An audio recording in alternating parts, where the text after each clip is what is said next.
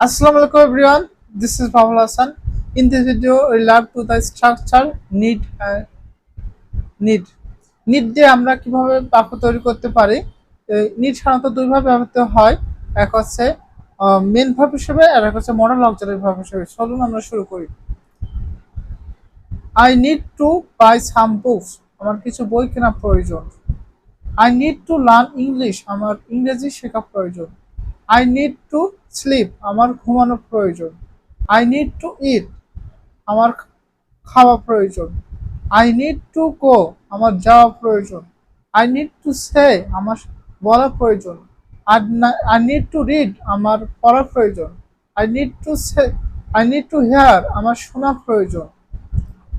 এভাবে আমরা এই ক্ষেত্রে নিড টু এই সেন্টেন্সগুলোতে নিড টু ব্যবহৃত হয়েছে মডাল অক্সিলারি ভার্ব হিসেবে। এবারে চলুন শিখি কিভাবে আমরা মেন ভার্ব হিসেবে নিড ব্যবহার করতে পারি। I need laptop. আমার একটি ল্যাপটপ প্রয়োজন। I need a mobile phone. আমার মোবাইল ফোন প্রয়োজন। I need enough time to read. আমার যথেষ্ট সময় প্রয়োজন পড়তে। I need a microphone. আমার একটি মাইক্রোফোন প্রয়োজন। I need a stand. Mobile stand. আমার একটি মোবাইল স্ট্যান্ড প্রয়োজন। এখানে নিড ব্যবহৃত হয়েছে মেন ভার্ব হিসেবে। যখন মেন ভার্ব হিসেবে নিড ব্যবহৃত হবে তখন নিডের পর টু ব্যবহৃত হবে না, নিডের পর সম্ভবত নাউন ব্যবহৃত হবে। যখন নিডের পর নিড মডাল অক্সিলারি ভার্ব হিসেবে ব্যবহৃত হবে তখন নিডের পর টু ব্যবহৃত হবে এবং তারপর একটি ভার্ব ব্যবহৃত হবে। যেমন I need to buy some books. এখানে need to modal auxiliary verb হিসেবে ব্যবহৃত হয়েছে। সো এখানে নিডের পর টু আছে এবং মূল আছে ভার্ব আছে, মূল ভার্ব আছে।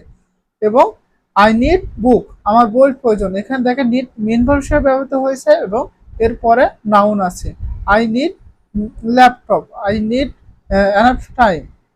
সো নিডের পরে যখন নাউন থাকবে তখন বুঝবেন যে এটা মেন ভার্ব। আর যখন নিড টুর পরে মূল ভার্ব থাকবে, I need to buy book, I need to go to college, I need to sleep. যখন আই নিড টু পর আবার একটি ভার্ব থাকবে তখন বুঝবেন এটি moral auxiliary verb. Today, that's all about it. Thank you so much. Assalamu alaikum.